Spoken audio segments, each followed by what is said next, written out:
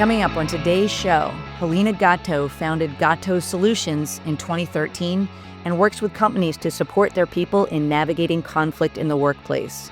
With master's degrees in both business and conflict resolution, Helena's background gives her the combined benefit of understanding how a successful business functions, as well as the human dynamics that motivate people to work well together.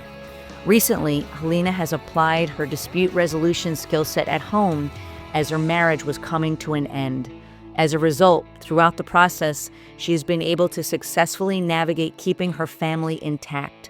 Her book, A Modern Family, Keeping the Family Intact When the Marriage is Over, was published in early 2024, and it shares her personal journey and is essentially a workbook to support others going through the process. Helena lives in Los Angeles with her 3 sons, ex-husband, and 2 rescue dogs. Welcome to Loving Without Boundaries, where we hear inspiring stories, share actionable advice, and talk about the challenges and the joys of ethical non-monogamy and polyamory. I'm your host, Kitty Shambliss. Coming up, my conversation with Helena Goto.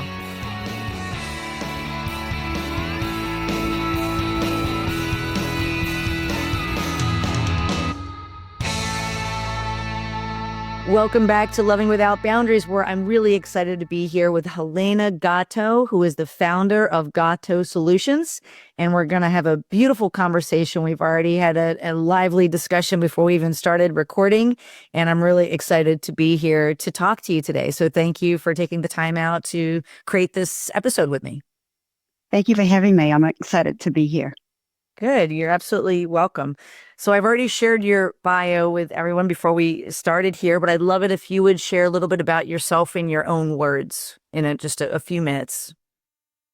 So coming from New Zealand, in my 20s, I actually won a trip on the radio and then I won a green card and I ended up living in New York City, which was incredible. And didn't realize until I came to America that I really did not fit in New Zealand at all. And so I think that was that, and then the way that my parents went through a high conflict divorce as really being the foundation of this passion I have that I get to do work in every day. And that is helping people really create a sense of belonging in the workplace. So my career has been in conflict resolution. And then I have recently written a book about something that I've been going through for a number of years with my ex-husband. And that is the end of the marriage, but working at keeping the family intact, doing it in a completely different way than what I experienced and what I see a lot of people around me do, which is either stay miserably married or blow the whole thing up with with a high conflict divorce. So I live in LA. I have 3 boys. I am still living with my ex-partner. And yeah, that's what we're going to talk about today. Yes. That was a beautiful description, and I really appreciate that. And I'm sure that there are a lot of people nodding their heads as they listen to this, just saying, wow, that makes a lot of sense. I resonate with that. And how novel to realize that maybe there isn't just those 2 choices. We either blow it up or we have a high conflict divorce or stay miserable. So I love that there's like a 3rd option, and who knows, maybe a 4th and a 5th, but I love that you found a 3rd that worked for you. Well, and I think the 3rd option is whatever. I think a lot of us spend a lot of time in that middle place, being miserably married, like trying to make the marriage work. And then there comes a time where you just go, it's not going to work. Like, I'm done. But from there to the actual divorce can be quite an extended period of time. And I think how you navigate that, we try all kinds of things. And what I realized is that there's a lot of people going through it who won't talk about it. They're just not talking about how they're trying, they've tried cheating. I mean, I had a business acquaintance who, when I told him that I'd, won the situation, someone I thought had been happily married for 40 years. Oh, he's like, oh, I've been through it all. I've tried cheating. I've tried, I've tried to leave. And you have no idea that people are going through it and no one's talking about it. So that's why I wanted to start talking about it and being really open and honest about this time and how do you navigate this successfully so you don't like traumatize your family unit. What a beautiful lens to look at that through, just really like taking care of the family. And especially that makes so much sense to me that you had a very, sounds like traumatizing situation when you were young, watching your parents get divorced and you didn't want to repeat that. So go ahead. What were you going to say? Well, I was going to say, yes. And actually when I, part of my background, when I went to business school, what I loved was the negotiation mediation. And I immediately went down this track of like, oh my goodness, this is it. This is it, is I'm going to help mediate divorces. I'm going to get people to go through this without, destroying their families. But it didn't take very long for me going into these mediations and realizing it was way too late. Like the pain and trauma that had already happened by the time the divorce was being going through it. It was kind of too late. So, and so I very quickly didn't end up doing that. But that was my first thought, is that I would be a divorce mediator. So I'm going all the way much, much earlier, and I've managed to use those conflict resolution skills to get to this place of being intact as a family, but the relationship being over, or the marriage being over. Mm-hmm. Thank you for sharing all of that. And I have so many questions, but if it's okay with you, I'll maybe go back in time a little bit. I'm curious, how old were you when your parents were going through that divorce? They divorced when I was 12, going on 13. Okay. And Go ahead. And that was in October. And in December, we went on holiday with mum and her boyfriend for 1 week, my brother and I. And then we went on holiday with my dad and his girlfriend. And that was really shocking. And I look back on it and I think, goodness, I mean, I guess they didn't have all the support and literature we have now on how to get divorced. But I think about that and the whole process was just terrible. And to this day, it's still, my parents hate each other, and it's just been awful. Yeah. Yeah. And I'd love to ask, and I'm sure this will resonate with a lot of the people listening, what are some of the like negative repercussions of going through that as a child that you think have impacted you as an adult? Certainly in a positive way, it's impacted your career choice in a beautiful way, right? Where you're turning pain into power. But what would you say are some of the impacts of going through that as a young adult, a young person, 12 and 13? I got really angry. I also started eating, so I got fat. I had braces. I had short hair. I was just a hot mess at 13, 14. It's really hard to be a hot mess at that age. Yeah. And it really shaped how I felt about myself for a very long time. And my dad didn't like me. And my dad decided that he didn't want to be my father anymore and to just call him Tony. So that shaped me pretty. It's been a lot to get that out of my cells, because who doesn't like their child, right? Like who gets to just quit? And then, my mother was in victim mode for the rest of her life. So how's it shaped me?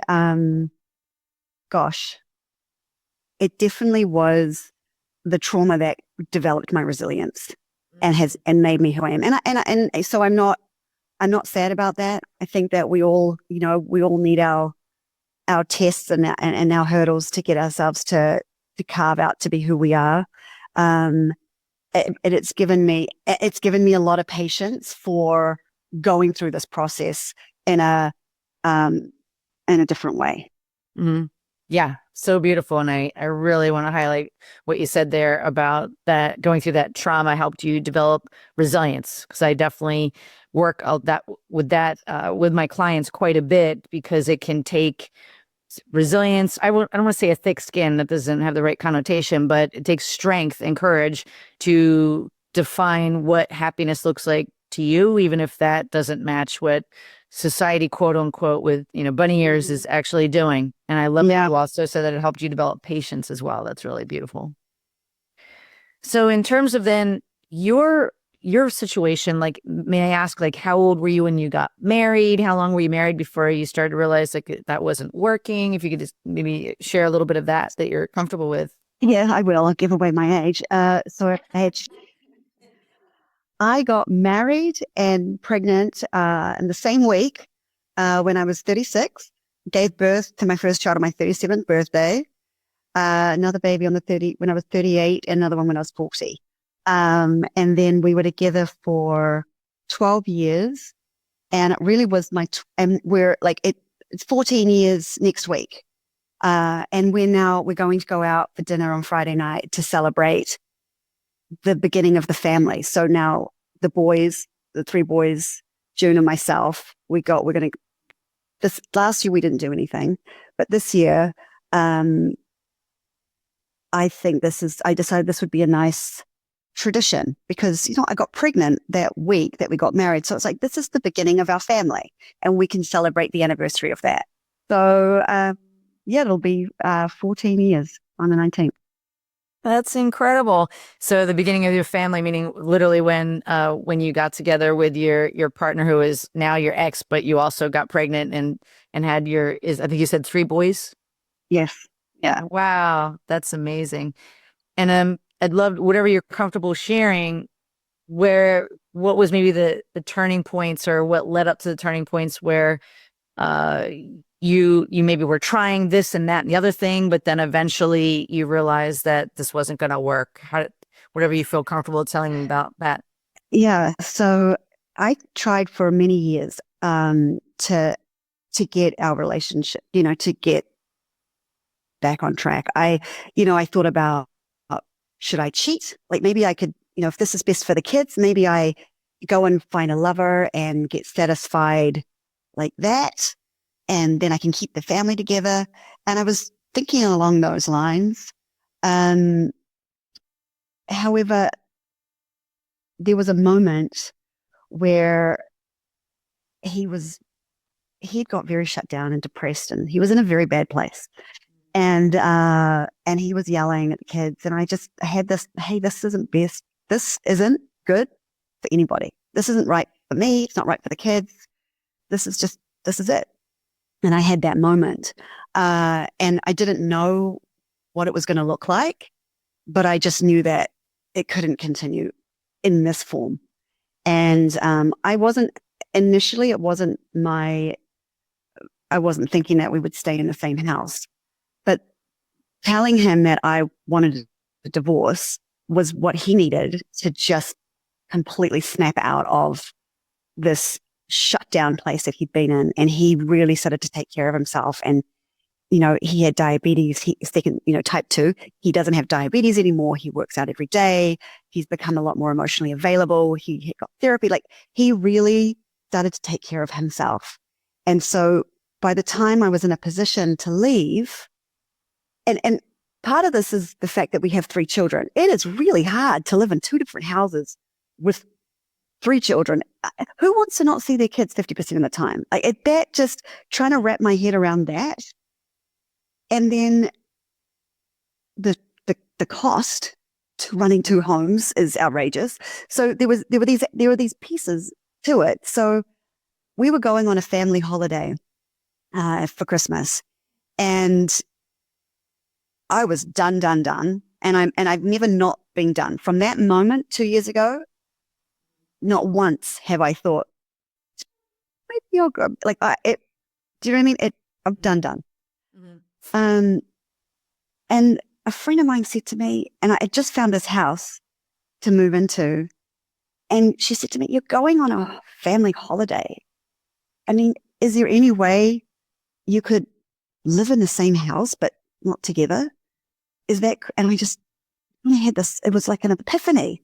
Oh my God, I just never even thought about it. Like, and so I moved because he'd said, "I'm not leaving the house. Like, I'm not leaving. So unless you leave, whatever." And that would have been a lot of conflict to have him removed, sort of thing. So I'm like, okay, so I have to move.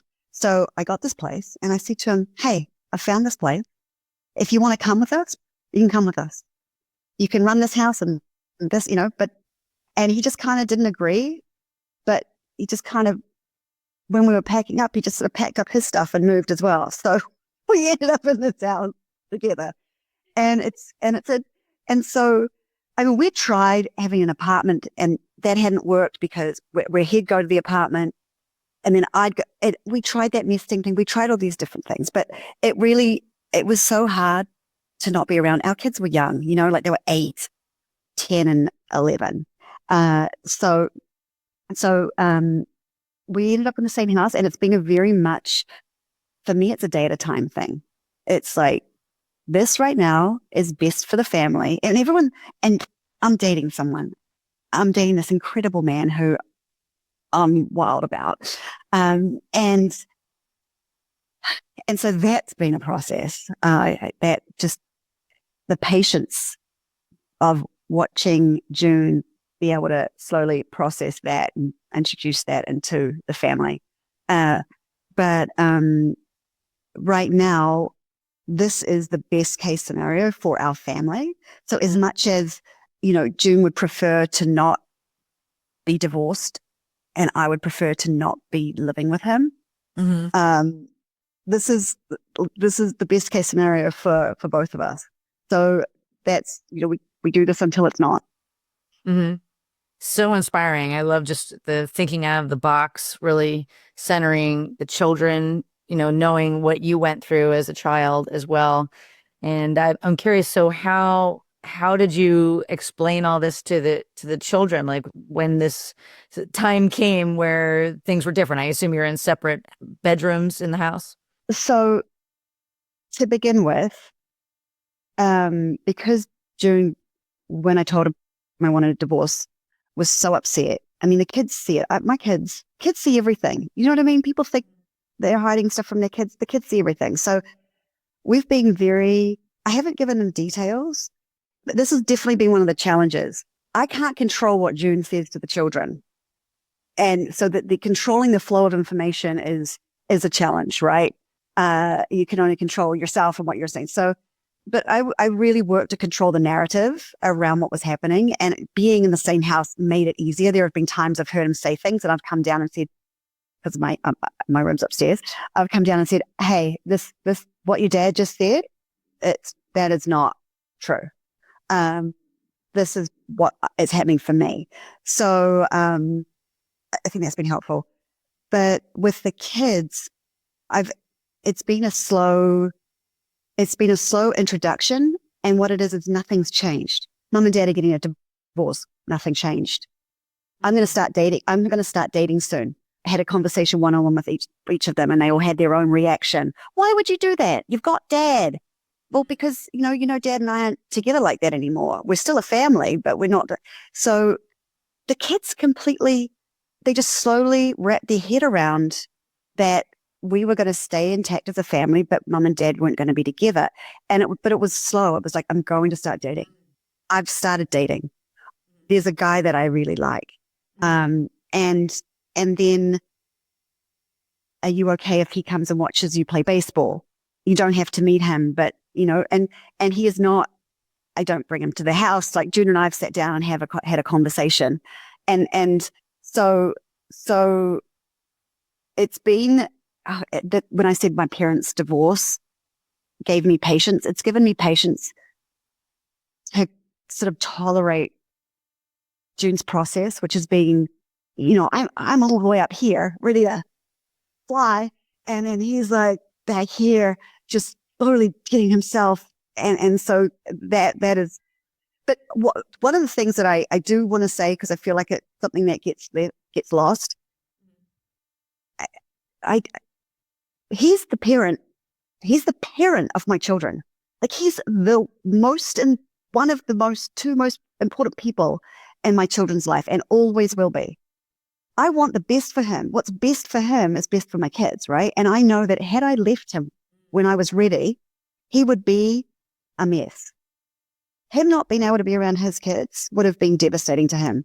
So being patient with his process and helping and supporting him has been a really big piece of, and it isn't easy. It's not easy being that guy, being the one who doesn't want it to end. And it's not being easy being the one that wants it to end, and knowing that you're the reason for this pain, and you could just take that pain away, but you can't. And so it's a difficult, uncomfortable process, and it does take patience. Mm-hmm. Wow. Yeah. That was really beautiful what you said. And throughout this whole conversation, I just keep hearing what an incredible parent you are, what an incredible mother. Like you'll do anything for your children. And it also sounds like your ex-husband as well is in the same place. He wants to be with his kids. And I love what you said too. It takes a lot of insight to say what you said, which is what's best for him is what's best for the kids. And that's the voice of experience. And also you having gone through what you went through as a girl, because I really heard you say that when that all happened, it was very shocking. You know, it happened way too fast. So that patience, that resilience that you developed, you're really creating generational change and being a role model. You, both of you, are being a role model for your children of it's okay to get creative to figure out how we can keep the family together. And it's also to get creative. It's also okay to get creative and desirable for everyone to find their way to happiness. And it doesn't have to look like what we're shown on TV, you know, which doesn't always work, right? You know, that kind of classic, you know, one man, one woman for the rest of your life, 2.5 kids, a picket fence, the end, no one gets divorced. You know, it doesn't always work like that, you know? It doesn't work like that more than 50% of the time. Like the failure rate is shocking. So there are a lot of people that are going through trying to work out the balance of like what's best for the family, what's best for me, and I think that was a really big piece of deciding ultimately that I was done. I don't want my boys to think that how their father was treating me was how they should treat a woman. I take raising children. I only have boys, so I can only say, you know, but I take raising these boys really seriously. Like they can be incredible human beings, or they could just be total bricks, you know, like a whole bunch of kids. Oh my God, yesterday my kid said to me, he was going to have some ramen, and he goes, "Oh, the pot's not ready." And I looked at him like, "What do you mean the pot's not ready?" He goes, "It's in the sink." I'm like, "Well, wash it. You need me to wash the pot?" So now I'm on this whole thing of like, y'all washing and drying and doing everything with pots and pans, and I'm not doing any of it. I'm not going to create boys who expect everything to be, you know, washed and stuff with it. I love your spunk and I love your energy. And one question I want to make sure to ask, I know you've seen this. I definitely see it. I even have people close to me where they're either in an unhappy marriage, oftentimes a sexless marriage where maybe there hasn't been any physical intimacy for years, sometimes decades, and they're staying together for the children. And I'm doing, you know, air quotes here. So what would, and there's so much pain, right? And you know, maybe the kids are aware of that pain. Maybe they're not aware, maybe to the extent of it, but is there any like wisdom or thoughts given your entire experience that you might say to those folks who are quote unquote staying together for the children? Oh, It's a tough one, right? I can feel it. I just, I understand staying together for the children. However, I'll just say one thing. When I actually had beautiful sex again, I wept because I realized that I never thought that I was ever going to do that ever again. I was never going to have that in my life. Like, I just kind of didn't realize that I just kind of quit on that piece of myself, that I was ever going to be a sexual being. Do you know what I mean? Like, I was just going to, and it just feels amazing. And to not live your life with that, it's such a piece of life. And to not have it, to just give up on yourself, it's tragic, and it can't be healthy. Like, it can't be healthy for your body to just not be feeling that, to feel those things. So I think being able to live honestly with yourself is the hardest thing, but that's what it all came down to for me. Was I'm just got to be honest. And even now, it's still hard being honest that I really don't want to be with the father of my children. We get on so well. People look at us and we're probably one of the most high functioning couples around because we don't fight about stupid shit. So it's not that it's easy, but I do think that when we go back to saying, like, what's best for what's best for my kids' parents is best for my children. What's best for my children is best for me. So what's best for me is best for the children. So, and I do, that's part of their journey and what I'm trying to teach my kids. It's, they want what's best for me. They want, they're going to want me to be honest. And I know that you said something before about, we have this picture of how things are supposed to be.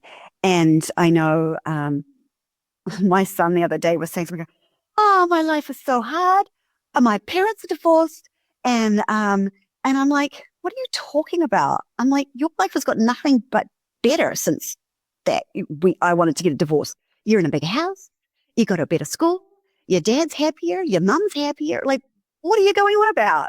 So we have this idea, divorce. Right. Well, and you also had that firsthand experience of what you went through as a young child. Yeah. And it was like shocking and, traumatic and all of that. Right. And so painful. And they hate each other. Right. Like it sounds like there's no way they could even live under the same roof. Oh, God, no. Whereas you've rewritten the script on what's possible. And I do know other people that have rewritten the script. Like one of my partners has a long distance marriage with his wife because that's what works best for them. And it's unusual. They're the only people I know of that in my life that are like that, and also that works for them. And I also have some clients where they're doing something very similar, where one identifies as monogamous, and that was their truth after we worked together, whereas the other person identifies as polyamorous and wants to date multiple people. And at least for the moment, they're all under the same roof. And at this time, they're not really ready to talk about it with anyone, including their children. So I want to come back even to what you said, just that it can be really, really hard to live honestly and be really honest with yourself, because it takes more skill, it takes more courage. You're going to have to say some things without having a certain outcome of what's going to happen once those words come out of your mouth, right? But it's to me, I as I said before we started recording, but anyone who listens knows that I'm a former cheater.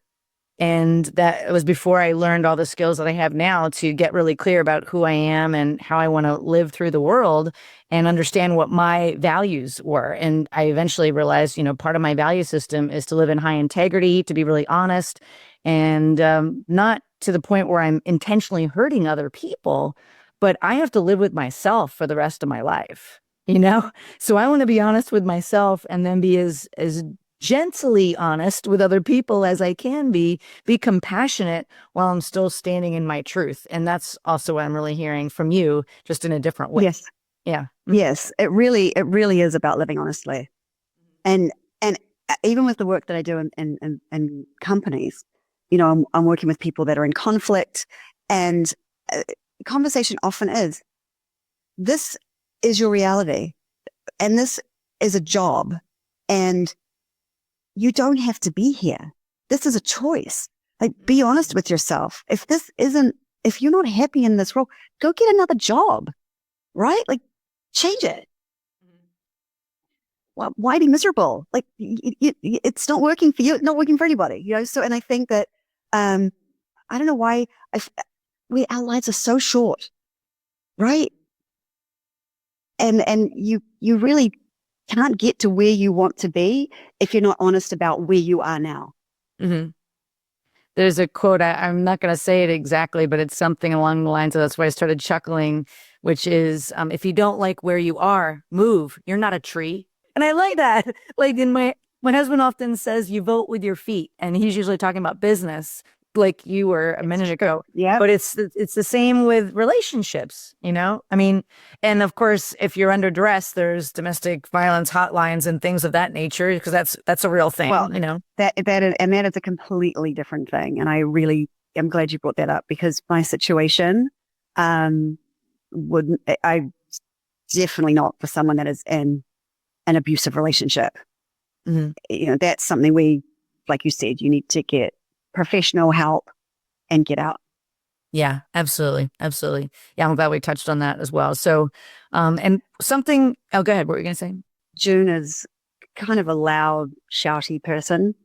But I've never felt, like when I actually, there was a big blow up when I finally was like, okay, I am dating. And then I went out, and he was fine when I went out.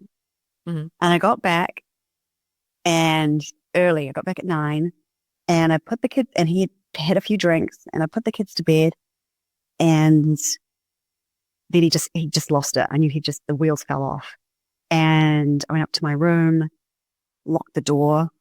Well, he eventually kicked in the door, like he came. It was a whole big thing, and he's yelling at me. And I know that for some people, they'd look at it that like that was abusive.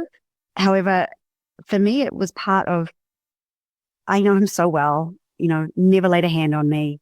I never felt unsafe. I just knew that he had so much pain that he didn't know what to do with. And I actually felt grateful that I was there and was able to otherwise it would have happened with him out on the street yelling at, do you know what I mean? And also I was able to like go and get into the bedroom with the kids and make sure none of them woke up, got into bed with them and just made sure everything was fine. And then the next day I was able to sit down with him and say, this can never, ever happen again. If like that is a boundary, you can't come into my room. If we actually wrote a contract. If this happens again, you will move out. And blah, blah, blah. And it never happened. It never happened again. Like it was the crescendo, like moment. So I bring that up because I think it on the outside looks very abusive. However, for me, not coming from physical abuse and not feeling unsafe, and you know what I mean? It didn't land that way with me. So yeah, note that I know for other people, it's probably, for some people, it's because abuse is it's a process, the whole process of power and control. And, that was not this particular dynamic. Well, I really want to thank you for vulnerably sharing that story, and that I think can help a lot of the people listening. What I'm really hearing from that too is you trusted your own intuition, in that moment. And I'm really hearing a lot of love and caring for the father of your children, and also that you knew him really well and that you knew that you were safe. And what I really want to highlight is the healthy boundary setting. Like you drew a line, and just like the siege from you just crossed that line, and you never crossed that line again. That's the line. Mm-hmm. And you held to it. And I love that you said you even wrote up a contract. Like, let's sign this in blood or pen with black ink or whatever. And that was actually what I was about to ask you about earlier before we started recording. You were talking about personal boundaries and resetting. And so this is kind of a perfect place. I just wanted to see if you would expand a little bit more on that in relation to how you were able to renegotiate and navigate your family life. Yeah, it was a work in progress, and creating that space for myself, that my room is my room, and he doesn't come up to my room. He'll text me from downstairs, and every now and again, let's say I don't know, I'm doing something in my room, and he'll be like, "Can I come up?" And that's very seldom. So I feel completely safe in my room. I feel safe to have my door open, get in the shower. No, there's a real boundary around my space. And then I think with money, one of getting my name on the lease, getting the house in my name was really helpful for me that I'm in the position where you have to move out. Like we do this for as long as it works for the family. And the moment it's not working for the family, this is my place. So it's not like he can kick me out, which I think is I don't know, that's just a boundary that was created. And we haven't had to set real boundaries around finances because we just, it's not like I'm sailing off, on my yacht and it's got a girlfriend that he's taking to Tahiti.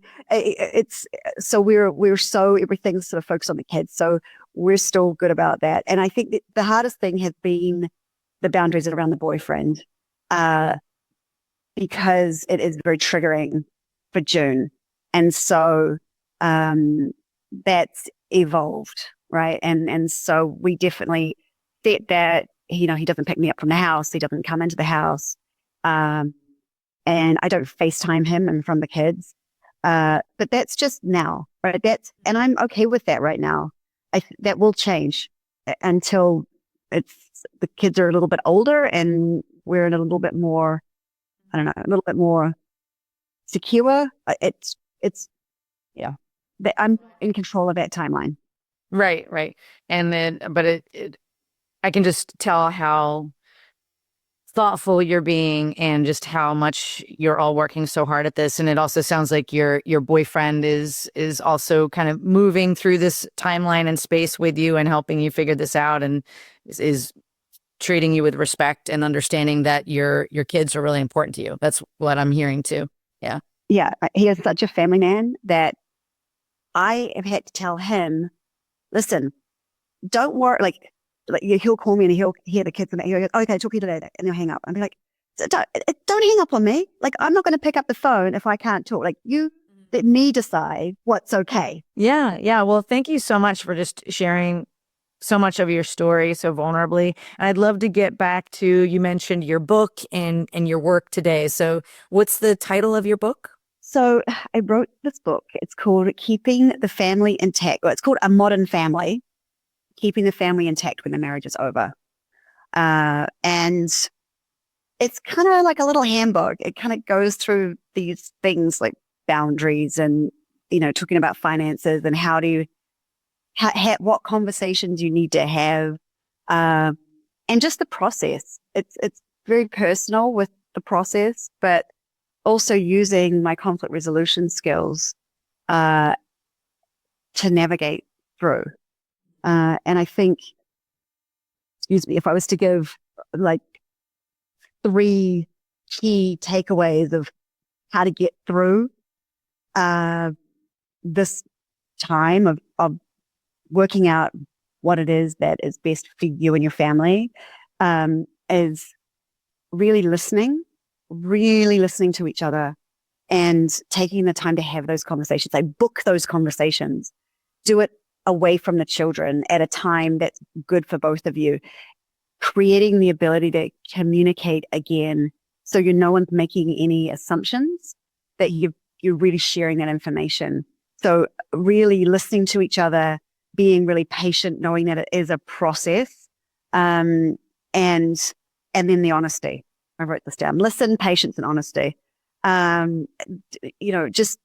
Just being honest with yourself first, which is the hardest thing, and then being honest with your partner, and then just being patient.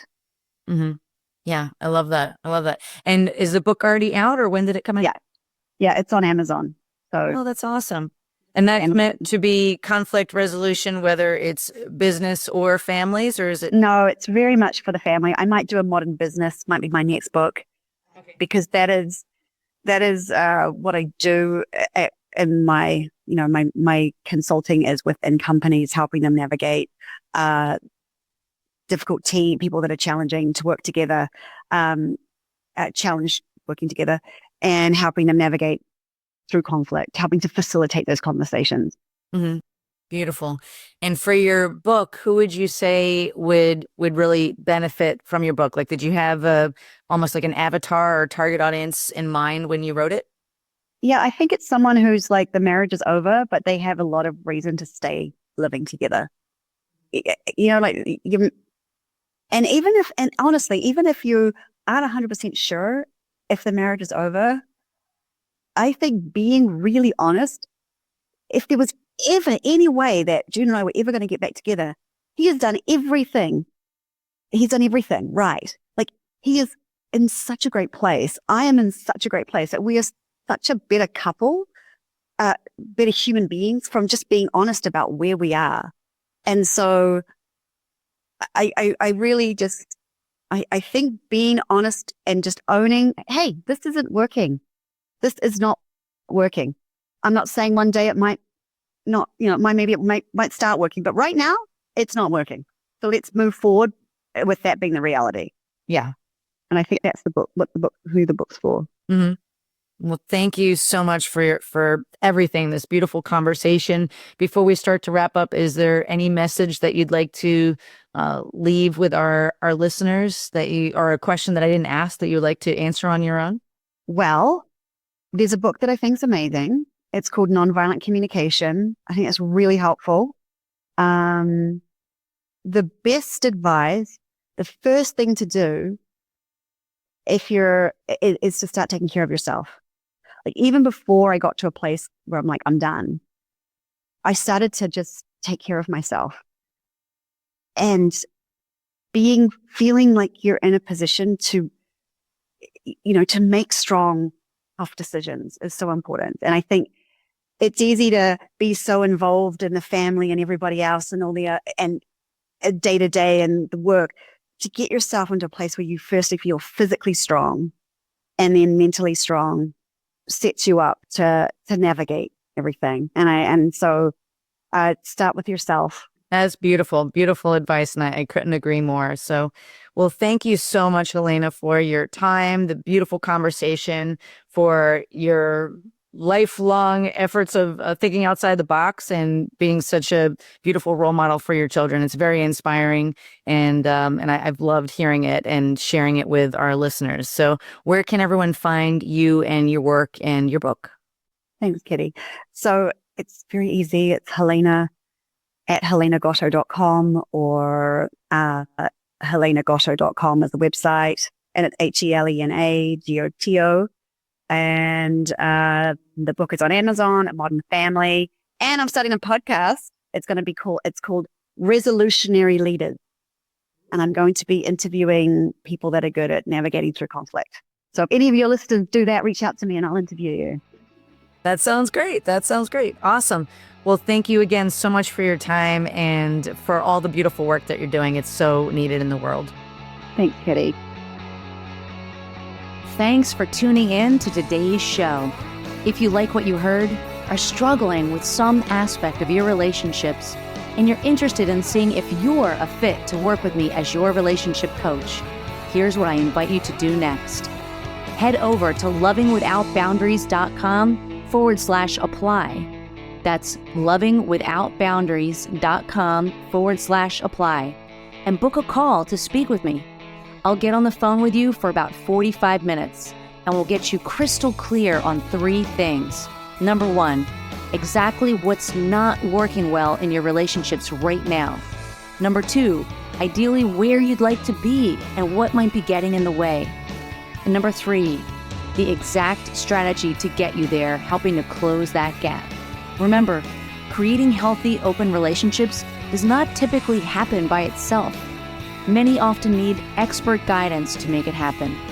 We've helped clients all over the world to feel safe, happy, and secure in open relationships, while not losing their mind or their cherished partners. To see if we can help you do the same, head over to lovingwithoutboundaries.com/apply. I'm Kitty Chambliss, and let's talk soon.